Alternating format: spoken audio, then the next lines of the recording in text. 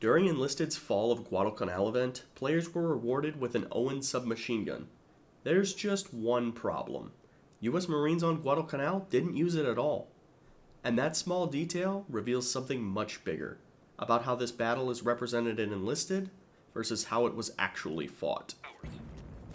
This event encouraged SMG kills, rally points, and vehicle destruction, with the headline reward being a camouflaged Owen Mark I. A more than capable Pacific weapon, just not for this battle, and not for these troops. To understand why that matters, you have to understand what Guadalcanal really looked like for the Marines who fought there. Guadalcanal wasn't a constant close-quarter sprint through palm trees. It was heat, mud, humidity, and exhaustion. Long hours of watching the jungle for movement you could barely even see. He wasn't so hard. Private First Class Robert Leckie of the 1st Marine Division later wrote in Helmet for My Pillow, "It was a darkness without time, where I could not see, but I dared not close my eyes, lest the darkness crawl beneath my eyelids and suffocate me."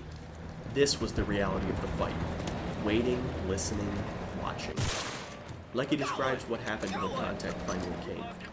Once again, our gun collapsed and I grabbed a rifle. I remember it had no sling, which had been left near the gun. In the middle of chaos, he didn't reach for an automatic weapon.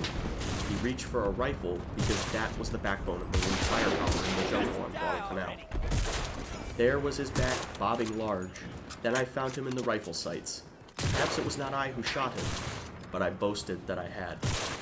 That confusion, that sudden clarity for the iron sights, that's how much of Guadalcanal was actually fought. And nowhere is this more clear than in the actions of Gunnery Sergeant John Basilone of the 1st Marines during the night attacks around Henderson Airfield. Basilone didn't earn the Medal of Honor charging through the jungle with a submachine gun. He earned it manning machine guns, coordinating riflemen, repairing guns under fire, and holding a defensive line for hours against repeated assaults. Rifles, machine guns, discipline. Fields of fire into darkness. Leckie summarized the entire experience in one simple line. Modern war went forward in the jungle. And that war went forward with rifles and machine guns. Not the kind of aggressive SMG-driven fighting this event reward encourages. The Owen was an Australian weapon, used effectively in the Pacific, but not by US Marines on Guadalcanal. So when this event rewards aggressive SMG play, it subtly encourages a style of play that doesn't match how this battle was actually fought.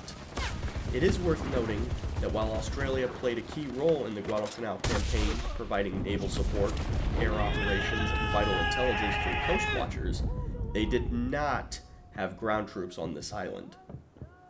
What would have made sense here as a reward? A Springfield variant, maybe a skin?